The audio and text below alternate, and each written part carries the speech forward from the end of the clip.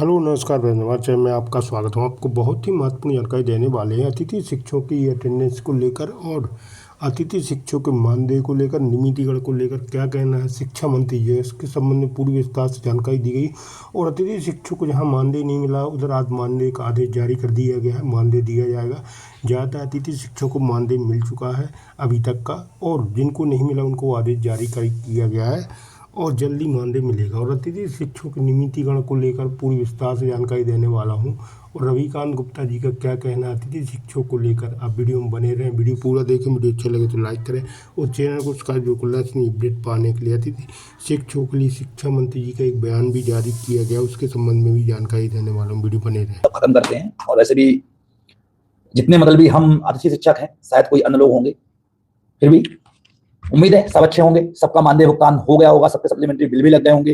जुलाई और अगस्त का मानदेय भुगतान लगभग सभी जिलों में कंप्लीट हो चुका होगा। और कुछ जगहों से शिकायतें आ रही हैं कि लापरवाही बाबू या प्रिंसिपल कर रहे हैं, जिसके कारण कुछ जगहों का मानदेय भुगतान अभी तक नहीं हो पाया है। उम्मीद है जल्दी वहां का भी मानदेय भुगतान हो जाएगा।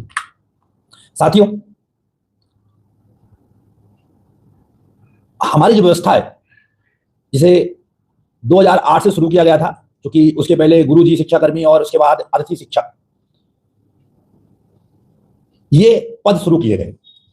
और जब गुरुजी बनाए गए तो गुरुजियों को एक उनके लिए अलग से पद सृजित किए गए। जब शिक्षाकर्मी बने, जो पहले नियमित शिक्षक थे, उनके पद को खत्म करके शिक्षाकर्मी के नए पद सृजित किए गए। उनको उसी आधार पे वो नियमित हुए। आज वो लगभग मध्य प्रदेश के 1.5 लाख से अधिक आपके जो पहले नियमित शिक्षक थे, उनके पद को खत्म करके शिक्षाकर्मी के नए पद सृजित किए गए। उनको उसी आधार पे जो आपके शिक्षाकर्मी थे, आज लगभग 1.5 लाख की संख्या में नियमित है। इसी प्रकार गुरुजी आज नियमित हुए। लेकिन अतिथि शिक्षक की व्यवस्था बनाई गई तो उसमें क्या कहा गया कि आपको रिक्त पदों के विरुद्ध, जो नियमित शिक्षक हैं, जो पद खाली हैं, उन पदों के विरुद्ध आपको हम नियुक्त कर रहे हैं। इस बेस पे हमारी नियुक्ति हुई। नियुक्ति उपरांत लगातार हम लोगों ने जब आंदोलन वगैरह किया तो सरकार हरकत में आई और कुछ विचार करने की बात करी कि हम आपके लिए विचार करेंगे, कुछ ना कुछ अच्छा करेंगे। लगातार माननीय मुख्यमंत्री जी, जब तक शिवराज सिंह चौहान जी थे, इसके पहले पारस जैन, विजय साय जी, दीपक जोशी जी, सबने हमारी बात की। और आते आते जब बातें आगे बढ़ी तो कांग्रेस सरकार बनी हमारे नाम पे, कांग्रेस सरकार गिराई गई हमारे नाम पे। और आज स्थिति आ गई है कि लगभग पूरे जो प्रदेश की जो राजनीति है, लगभग हमारे इर्द गिर्द घूमती रहती है। अभी शिक्षा मंत्री का एक हाल ही में बयान आया था, आप लोगों ने देखा भी होगा, कई यूट्यूबरों ने चलाया भी है, कि जब किसी पत्रकार ने ये पूछा कि क्या मध्य प्रदेश में जो अतिथि शिक्षक काम कर रहे हैं, गवर्नमेंट उसके लिए कुछ करेगी, और करेगी तो कब तक करेगी, क्या उनके भविष्य के बारे में विचार करेगी। तो जो शिक्षा मंत्री जी अब यही कहते हैं कि अब योग्यता की बात करते हैं हमेशा वो, कि अतिथि शिक्षक योग्य नहीं है, कम से कम वो अपनी डिग्री सार्वजनिक करें कि वो कितने योग्य है। अब मुझे बोलना नहीं चाहिए, लेकिन हमेशा मैंने ये बात देखी है कि जब से शिक्षा मंत्री जी उदय प्रताप जी बने हैं, तब से लगातार हमारी योग्यता पर वो सवाल उठाते रहे हैं। कभी ये कह करके कि आप मेहमान हो, घर में कब्जा करोगे, कभी कुछ भी बेतुका बयान दे देंगे, कभी कुछ भी बेतुका बयान दे करके और हमारा अपमान करते रहते हैं। आप लोगों ने देखा होगा कि इसके पहले भी कई बार उन्होंने अपमानजनक बातें की। कभी ई अटेंडेंस, जब आज आयुक्त खुद कह रही है कि हमारा अभी ई अटेंडेंस सितंबर तक ट्रायल बेस पे था और हमारे ऊपर जानबूझ के थोपा गया। मतलब कुल मिलाकर के ये हालात मध्य प्रदेश में है शिक्षा विभाग के, कि उन्हें किसी भी प्रकार से शिक्षा व्यवस्था से मतलब नहीं है, उन्हें सिर्फ अपने मन की करनी है। वर्तमान समय में आप लोग देख रहे होंगे, आप लोग भी स्कूल में जा रहे हैं, आप लोगों के स्कूलों में जो शिक्षक, नियमित शिक्षक हैं, गणित जो भी हैं, उन सबकी ड्यूटी लगी हुई है बीएलओ के रूप में। आज वो बीएलओ के रूप में कार्य कर रहे हैं। मेरे स्कूल में खुद 20 का स्टाफ है, नियमित शिक्षकों का 20 से 25 का स्टाफ है। उसमें से 15 शिक्षक बीएलओ बन के जा रहे हैं, चाहे वो गणित के हों, इंग्लिश के हों, और उसका भार भी हम लोग सह रहे हैं। उनकी जो क्लासेस है हम चला रहे हैं। कहने का मतलब ये है कि जो भी भार आए, जो भी कुछ ट्रायल करना है हमारे ऊपर कर लो, जो प्रयोग करना है हमारे ऊपर कर लो। अगर आपके स्कूल में टीचर नहीं है तो अतिथि शिक्षक का उपयोग कर लो। अभी आज संजय गोयल जी का एक बयान आया है कि बीएलओ में अगर हम नियमित शिक्षकों को हटाएंगे तो उनकी जगह पे हम अतिथि शिक्षकों को लगाएंगे।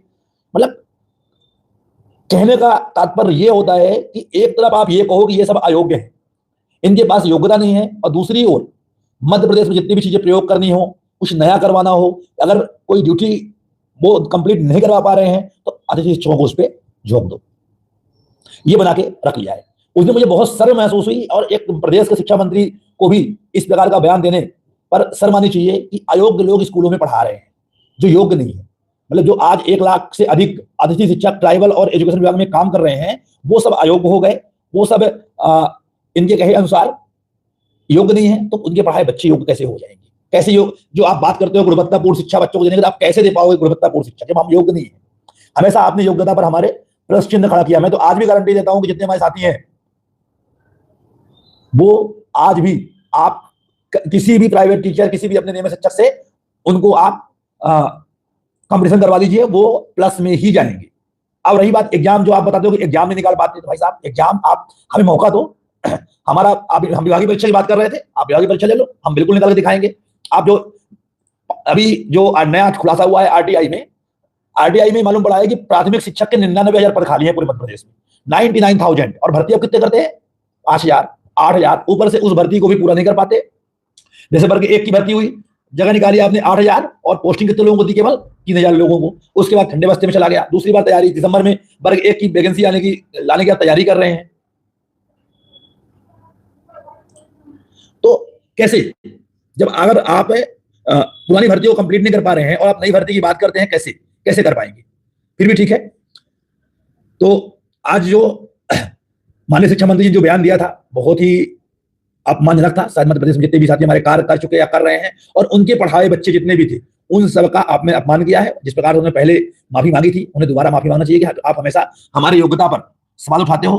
और लगभग मैं इतना जानता हूं कि मैं जिस स्कूल में मैं काम कर रहा हूं, मेरे स्कूल में लगभग 6-7 अतिथि शिक्षक हैं, सब MSc BEd, साथ में कुछ तो PhD किए बैठे हुए हैं, और सब एकदम कहा जाए कि जितने भी लोग मिलते हैं अपने विषय में पारंगत है। नौकरी न मिलना किस्मत की बात होती है, लेकिन किसी की योग्यता पर सवाल खड़ा कर देना शायद इतने बड़े मंत्री को शोभा नहीं देता। अभी आपके विभाग के ही लोग। साथियों, आप लोगों को एक केस हाई कोर्ट में था, कल सुनवाई थी उसकी। उस संबंध में अभी मेरी वकील साहब से चर्चा नहीं हो पाई, पर उस केस को कल विड्रॉ किया गया है।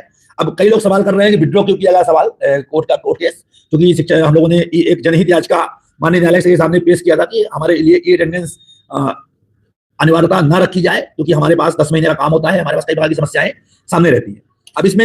अभी इसकी हम समीक्षा कर रहे हैं। अभी मेरे पास भी कंफर्म न्यूज नहीं है कि माननीय न्यायालय ने किस बेस पे केस को खारिज किया, क्योंकि विड्रॉ करना इसलिए जरूरी था क्योंकि अगर केस खारिज हो जाता, क्योंकि हमारा अतिथि शिक्षक जो संबंधित जनहित याचिका जो भी लगेगी वो डायरेक्ट उसमें सुनवाई करता है DB, डबल बेंच सुनवाई करता है। तो अगर डबल बेंच हम केस हार जाते तो फिर हमारी सुनवाई सुप्रीम कोर्ट के लिए ही होती। तो जो वकील साहब थे उन्होंने अपना केस को उन्होंने कहा कि हम केस वापस लेते हैं, हम दोबारा फिर केस माननीय न्यायालय के सामने पेश करेंगे, क्योंकि जो उसमें हम लोगों ने चीजें रखी थी कि छुट्टियां नहीं है हमारे पास, क्योंकि सरकार कोर्ट के सामने खड़ी होकर सड़ासड़ झूठ बोलती है। आप सब अच्छे जानते हो, पहले भी उन्होंने गलत रिपोर्ट कोर्ट के सामने पेश किया था, क्योंकि हम 2018 में केस हाई कोर्ट से हार चुके हैं, तो कोर्ट हमारी बात को जल्दी सुनता नहीं है। लेकिन फिर भी अभी हम दोबारा वकील साहब से चर्चा में कर रहे हैं, और समीक्षा करने के बाद दोबारा उस केस को रिप्रेजेंट करवाएंगे। और इस बार ऐसे लोग ध्यान दें जिन्होंने अभी तक जुलाई से लेकर के अभी तक में एक भी ई अटेंडेंस नहीं लगाई है, या किसी कारण से नहीं लग पाई है, जैसे किसी के पास मोबाइल नहीं है, किसी के पास कहीं नेटवर्क की समस्या है, ऐसे लोग अपने अपने प्रभारी से लिखवाएं पत्र कि हमारे यहाँ नेटवर्क ना होने से अतिथि शिक्षक ऑनलाइन अटेंडेंस नहीं लगा पा रहे हैं, और एक अच्छी साफ सुथरी कॉपी उसकी हमें व्हाट्सएप करें। उसको हम विभाग में भी लगाएंगे, बाद में जब हम रिप्रेजेंट करेंगे कोर्ट में दोबारा केस, तो हम उस कॉपी को कोर्ट में भी सबमिट करेंगे।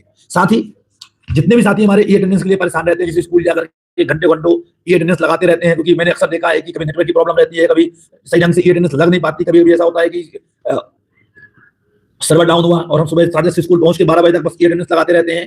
तो ऐसे स्थिति में आप लोग अपने अपने प्रभारियों को बोलिए कि डीओ को पत्र लिखें कि ई अटेंडेंस लगाने के कारण, चूंकि अतिथि शिक्षकों का मानदेय भुगतान ई अटेंडेंस के माध्यम से होता है, और उनका ई अटेंडेंस नहीं लगेगा तो उनका मानदेय भुगतान नहीं होगा। इसलिए जब से वो स्कूल आते हैं जब तक उनकी ई अटेंडेंस नहीं लग जाती तो वो क्लास नहीं ले पाते, क्योंकि ई अटेंडेंस लगाएंगे नहीं तो उनका मानदेय भुगतान नहीं हो पाएगा, उनकी उपस्थिति मान्य नहीं होगी। इस स्थिति में स्कूल की पढ़ाई प्रभावित हो रही है, और जब स्कूल की पढ़ाई प्रभावित होगी, चूंकि वर्तमान में जो शिक्षक हैं, जगह शिक्षक है, उनकी ड्यूटी ब्यूरो में लगी हुई है, तो अगर हमारी स्कूल की पढ़ाई प्रभावित होगी तो हम बच्चों को सही ढंग से शिक्षा कैसे दे पाएंगे। जिससे इस समय एग्जाम चल रहे हैं, अभी अब कई दिन ऐसा होता है कि 12-12 बज जाते हैं, अटेंडेंस लग नहीं पाती। तो आप लोग इस चीजों को अपने अपने प्रभारी से बोलिए, सभी लोग पत्र लीजिए, उसकी कॉपी आप लोग खुद भी लीजिए, और उसकी कॉपी को PDF फाइल में बना के मुझे भेजिए। इन सब चीजों को हम एक मुफ्त बना करके माननीय न्यायालय के सामने पेश करेंगे, साथ में ही उसे हम विभाग को भी सबमिट करेंगे। साथ में जो लोग प्रशिक्षण में जाते हैं, कई लोगों की शिकायतें मेरे पास अभी आ रही हैं कि सर हम प्रशिक्षण में जा रहे हैं कि तो हमारी अटेंडेंस वहां प्रशिक्षण डालते हैं तो हमें एब्सेंटी हो जाता है, एब्सेंट आ जाता है। तो आप लोगों से बता दूं, आप लोग जहां भी प्रशिक्षण में, अगर आपको संस्था प्रमुख कहीं भेजते हैं किसी भी काम से, प्रशिक्षण या कोई भी कार्य से, तो आप लोग जिस स्कूल में प्रशिक्षण में जाए, जहां भी आपका प्रशिक्षण हो, वहां पे आप अपना लोकेशन चेंज कर ले। लोकेशन चेंज करने के बाद आप अपना ई अटेंडेंस वहां से आसानी पूर्वक लगा सकते हैं, कोई भी समस्या इसमें बड़ी बात नहीं। देखिए, ई अटेंडेंस का नुकसान भी है और फायदे भी है। ई अटेंडेंस आप लगाओगे तो आपका मानदेय कोई प्रभारी नहीं काट सकता, उसे उतना मानदेय देना ही पड़ेगा। तो कभी कभी ऐसा हमने देखा था कि 10-5 मिनट लेट होते रहते, कुछ प्रिंसिपल ऐसा होता था कि आपका एब्सेंट लिख देते थे।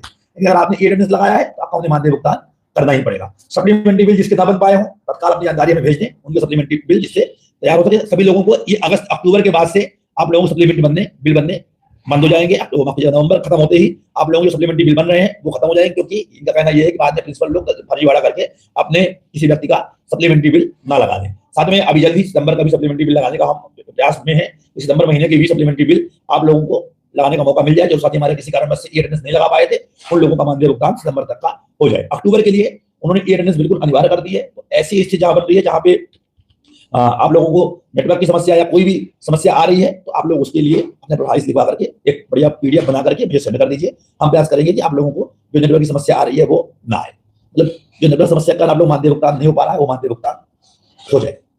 अब एक बात आती है कि अतिथि शिक्षक व्यवस्था खत्म होगी कि नहीं।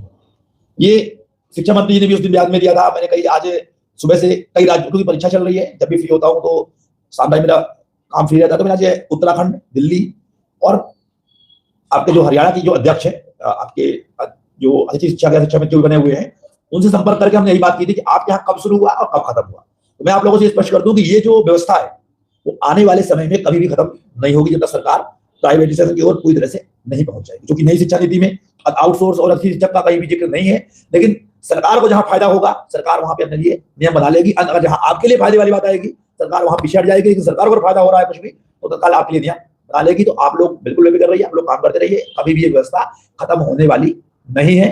किसी न किसी प्रकार से व्यवस्था चलती रहेगी, भले आगे आने वाले समय पर नाम बदल के आपका जैसे आउटसोर्स रखे जाते हैं ठेके पे, ठेका में रखना शुरू कर दें, लेकिन कभी भी आप लोगों को स्कूल से बाहर नहीं होंगे। अभी आने वाले समय पर और पद आप लोगों के लिए बनेंगे, क्योंकि सरकार भर्ती करने वाली नहीं है किसी प्रकार से। बस सरकार क्या करेगी, स्कूलों को बंद करके धीरे धीरे स्कूलों को जबरदस्ती, आप लोगों ने देखा होगा आदेश निकलते हैं जबरदस्ती मर्ज करो सीएमआई स्कूलों में, ऐसे करके शिक्षकों के पद को खत्म कर दी जाएगी।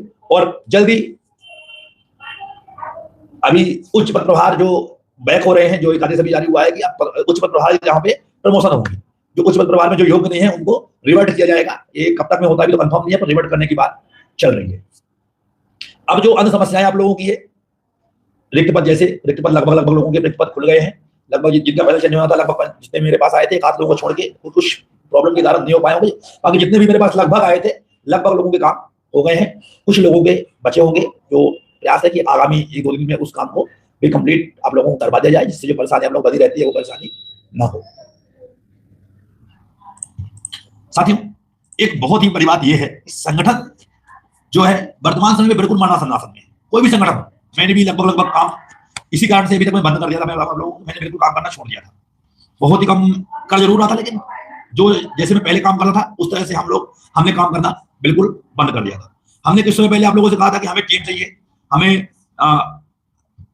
सोशल मीडिया टीम, योजना टीम, कई प्रकार की टीमों के नाम हमने आपको एक वीडियो बताया था कि अगर हमारी टीम बनती है तो एक अच्छा कार्यक्रम हम भोपाल में, या हम एक अच्छा प्रोटेस्ट ऑनलाइन चला सकते हैं। जैसे पदवृद्धि या अभी भर्ती की हो रही है, तो पदवृद्धि होती है, हमारे बहुत सारे उसमें हो जाएंगे। 99,000 पद भर्ती के खाली हैं, अगर आधे पद हमें मिल जाते हैं, उसमें 20% पद भी भर्ती में देती है गवर्नमेंट, तो हमारे बहुत सारे अंदर हो जाएंगे। तो कई प्रकार की चीजें हैं जो बैठ के विचार किया जा सकता है। लेकिन क्या होता है, जो संगठन जैसे होता था ना पहले कि बस हम अहम ने हमें बर्बाद कर दिया। मैं जल्दी भोपाल में एक बहुत बड़ा कार्यक्रम आयोजन करना चाह रहा हूं मैं, कि उसमें जो प्रदेश अध्यक्ष बने हैं वो चुनाव के माध्यम से, प्रदेश के जो भी साथी एक्टिव हैं, वो सरकार के खिलाफ नहीं, पर्सनल कार्यक्रम होगा। एक हॉल में कार्यक्रम रखा जाएगा, उसमें जो गवर्नमेंट तरीका होता है उस तरीके से वोटिंग होगी। और प्रदेश अध्यक्ष, प्रदेश सचिव, प्रदेश महासचिव, महामंत्री, संगठन जो भी पद होते हैं 5 से 7 पदों का